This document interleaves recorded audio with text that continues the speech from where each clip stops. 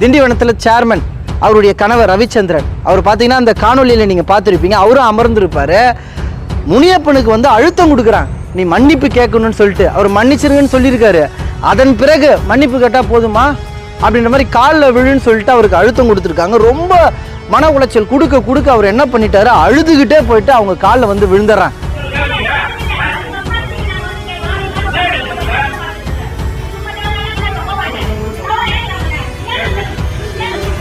திமுக chairman மேலே நடவடிக்கை எடுக்கணும், திமுக கவுன்சிலர் மீது நடவடிக்கை எடுக்கணும்னு சொல்லிட்டு விடுதலை சிறுத்தை கட்சியுடைய கவுன்சிலர் துணை சேர்மனாக இருக்காங்க. அது மட்டும் இல்லாமல் திமுக கட்சியை சேர்ந்த 3 கவுன்சிலர்கள் வந்து ஒப்புதல் கொடுத்துருக்காங்க. ஆமாங்க, திண்டிவனம் நகராட்சியில் இப்படியெல்லாம் நடந்திருக்குன்னு சொல்லிட்டு ஒப்புதல் கொடுத்துருக்காங்க. அது மட்டும் இல்லாமல் அதிமுக கவுன்சிலர் ஒருத்தர் கூட பட்டியலின மக்களுக்கு வந்து திண்டிவனம் நகராட்சியில் இது போல கொடுமைகளெல்லாம் தொடர்ந்து நடந்துட்டு இருக்கு, இவர்கள் மேலே நடவடிக்கை எடுக்கணும்னு சொல்லிட்டு அந்த புகார் மனுவில் கொடுத்துருக்காங்க. அதன் பிறகுதான் இந்த செய்தி வந்து வெளியில் வரும்போது, ஊடகத்துக்கு வரும்போது தான் காவல்துறை அதிகாரிகள் வந்து இன்றைய நாள் வந்து வழக்கு வந்து பதிவு. தமிழுறவுகள் அனைவருக்கும் வணக்கம். அதாவதுங்க, திண்டிவனம் நகராட்சியில் ஒரு துயரமான சம்பவம் நடந்திருக்குங்க. யாருடைய ஆட்சிங்க? திமுக ஆட்சி, திராவிட மாடல் ஆட்சி, சமூக நீதிக்கான ஆட்சி. திமுக ஆட்சியில் வந்து சமூக நீதி வந்து பாதுகாக்கப்படும் அப்படின்னெல்லாம் தமிழ்நாட்டில் இருக்கக்கூடிய திமுக கட்சியை சார்ந்தவர்கள் பல பேர் வந்து மேடையில் பேசுகிறது உண்டு. எப்போ பாரு இது பெரியார் மண், அண்ணா பூமி, பெரியார் மட்டும் இல்லைன்னா தமிழ்நாட்டில் வந்து சாதி வெறி அதிகமாக இருந்திருக்கும் அப்படியெல்லாம் இன்னுமே பேசிகிட்டு இருக்காங்க. சமீபத்தில் நம்ம உதயநிதி அவர்கள் கூட மாமன்னன் திரைப்படத்தில் நடிச்சிருந்தார். அதில் பார்த்தீங்கன்னா பட்டியலின மக்களுக்காக உதயநிதி ஸ்டாலின் அவர்கள் இப்படி ஒரு படத்தை வந்து தேர்வு செய்து வந்து நடிச்சிருக்காரு. உதயநிதி ஸ்டாலின் நடிச்சிருக்காரு.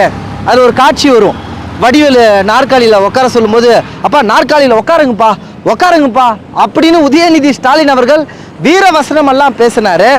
அந்த படத்திலே சொல்லியிருந்தாங்க, சமூக நீதி காவலர் வந்து உதயநிதி ஸ்டாலினுங்க.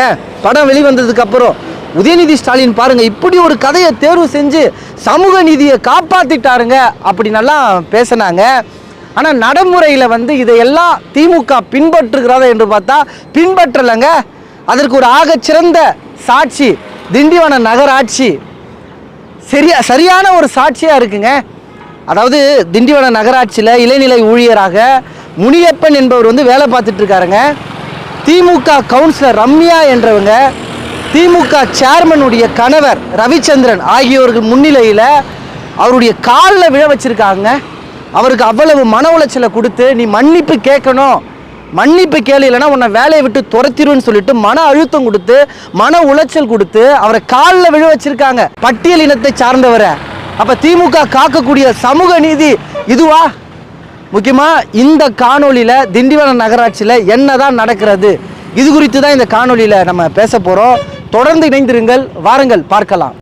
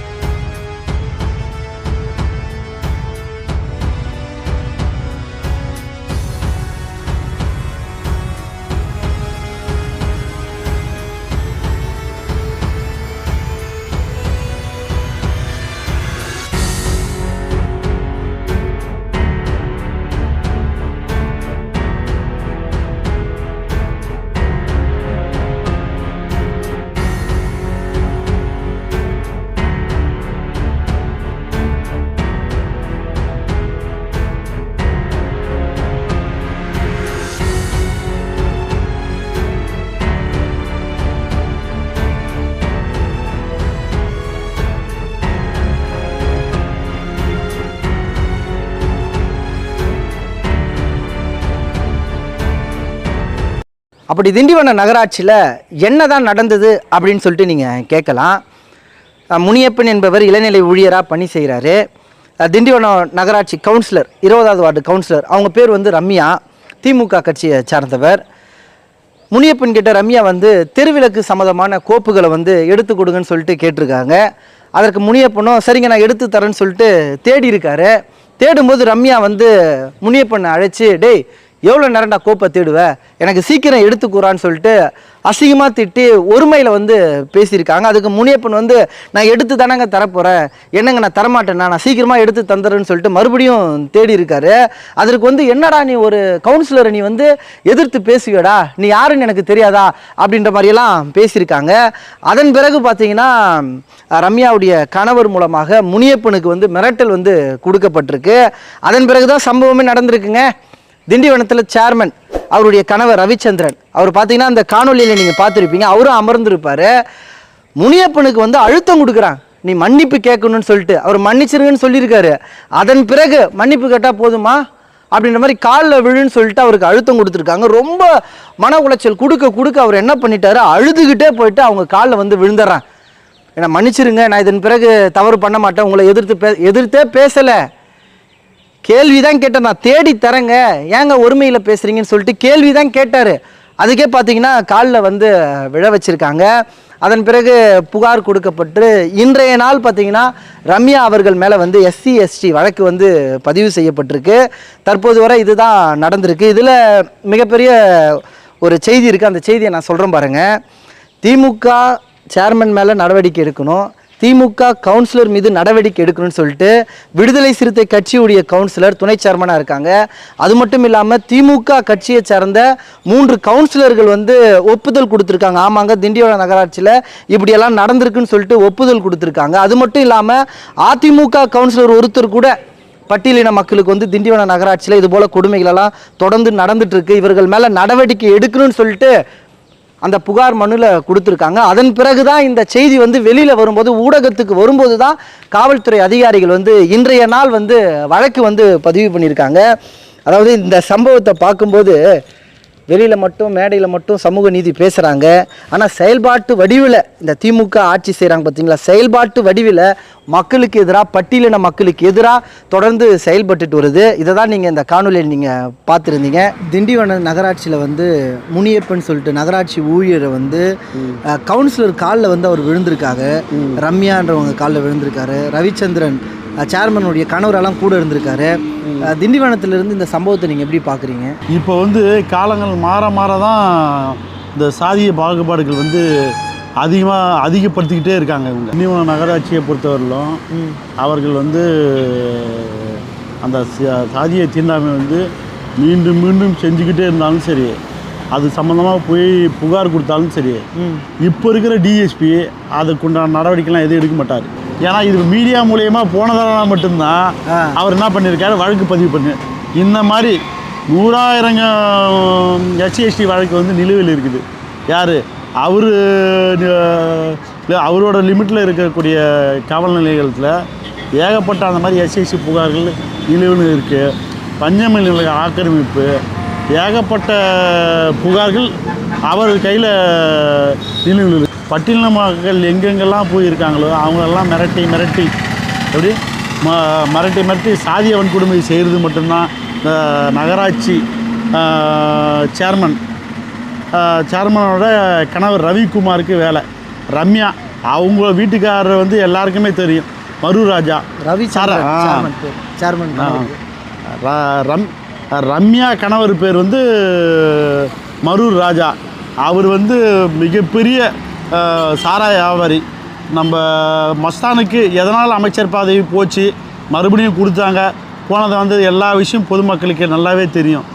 அப்படி இருக்கும்போது ரம்யா வந்து அந்த திண்டிவன பகுதியில் கவுன்சிலராக இருக்கிறாங்கன்ற அந்த ஆணவத்தில் ரம்யாவின் கணவர் அந்த அரசு ஊழியரை நேரில் பார்த்து மிரட்டி அச்சுறுத்தி அதன் பிறகு ரவிச்சந்திரன் சேர்மன் வந்து மிரட்டி அவன் அந்த அம்மா காலில் உழணும்னு சொல்லி மிரட்டிய காரணத்துக்காக தான் அந்த அரசு ஊழியர் போயிட்டு காலில் உழறாங்க.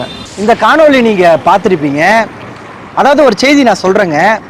திண்டிவன நகராட்சிக்கு வந்து ஆணையர்கள், நகராட்சி ஆணையர்னு சொல்லிட்டு ஒரு பொறுப்பு இருக்குது. குறிப்பாக பார்த்தீங்கன்னா இந்த திண்டிவன நகராட்சியில் கிட்டத்தட்ட 4 ஆணையர்கள், அதாவது இந்த 4.5 வருஷம் ஆட்சியில் 4 ஆணையர்கள் வந்து மாறி இருக்காங்க. அதே போல் 3 பொறுப்பு ஆணையர்கள் மாறி இருக்காங்க. என்ன காரணம்னா திண்டிவனம் நகராட்சியிலெல்லாம் அவ்வளவு சுதந்திரமாக வேலை பார்க்க முடியல. திமுக சேர்மன் சொல்கிற இடத்துலலாம் கையெழுத்து போடணும். ஐயோ இது என்னடா ஊழல் கொள்ளை, நம்ம எதனாச்சும் மாட்டிக்க போகிறோன்னு சொல்லிட்டு அதிகாரிகள் பயந்துக்கிட்டு இந்த ஊர்லேயே நாங்கள் வேற செய்யலை, நாங்கள் வேற எங்கன்னா போகிறோன்னு சொல்லிட்டு கிளம்புறதா நமக்கு பல செய்திகள் வந்திருக்கு. அது மட்டும் இல்லாமல் நீங்கள் இந்த காணொலி பார்த்துருப்பீங்க. காணொலியில் முனியப்பன் ரம்யா கவுன்சில் காலில் விழுறாரு. அவர் அழுது கொண்டு காலில் விழுறாரு, வேற வழியே இல்லை. அவ்வளவு மன உளைச்சல் கொடுத்துருக்காங்க. அழுதுகிட்டே காலில் விழுறாரு. காலில் விழும்போது முனியப்பனுடைய கை ரம்யா அவர்களின் பின்புறம் தொடும். இப்போ என்ன பண்ணுறாங்கன்னா, ரம்யா என் மேலே நீ புகார் கொடுக்குறியா, அதுவும் SC ST வழக்கு என் மேலே கொடுக்குறியா, நான் என்ன பண்ணுறேன் பார்க்குறியா, ஓ மேலே புகார் கொடுக்குறேன்னு சொல்லிட்டு முனியப்பன் தவறான எண்ணத்தோட என்னை பின்புறம் தொட்டுட்டாருன்னு சொல்லிட்டு புகார் கொடுத்துருக்காங்க. இப்போ காவல்துறை அதிகாரிகளும் ரம்யா அவர்கள் கொடுத்த புகாரின் மேலே நடவடிக்கை எடுப்பதற்கு தயாராக இருப்பதா ஒரு சில செய்திகள் நமக்கு வருதுங்க. திராவிட மாடல் ஆட்சியில் நடவடிக்கை கூட எடுக்கலாங்க. அப்படியேப்பட்ட ஆட்சி தானே நடத்துகிறாங்க. யார் பாதிக்கப்பட்டிருக்காங்களோ பாதிக்கப்பட்டவங்க காவல்துறை அதிகாரிகள் நீதிமன்றத்துக்கு போயிட்டு சுதந்திரமாக செயல்பட முடியாது. அப்படி அவங்க புகார் கொடுக்க போனால் நீ கொடுக்குறியா, நான் என் அதிகாரத்தை வச்சு உன் மேலே நான் புகார் கொடுக்குறேன்னு சொல்லிட்டு தற்போது புகார் கொடுத்துருக்காங்க. பாருங்க மக்களே, திராவிட மாடல் ஆட்சியாளர்கள் எப்படியெல்லாம் செயல்படுறாங்கன்றது பாருங்க. அட்டூழியங்க. அவ்வளவு அராஜகத்தனத்தில் திண்டிவனம் நகராட்சியில் சேர்மன் வேலை பார்த்துட்டு இருக்காரு. முக்கியமாக இந்த தகவலை உங்களோட தெரியப்படுத்தணும் என்பதற்காக தான் இந்த பதிவை நான் பதிவு செய்கிறேன். மீண்டும் அடுத்த ஒரு நல்ல பதிவுகளில் உங்களை சந்திக்கிறேன். இதுவரை நமது இன விடுதலை வலையொலியை பின்தொடராத உறவுகள் பின்தொடருங்கள், விருப்பம் தெரிவிங்கள். இந்த பதிவை குறித்த உங்களுடைய கருத்துக்கள் வரவேற்கப்படுகிறது. நன்றி, வணக்கம், வாழ்க தமிழ்.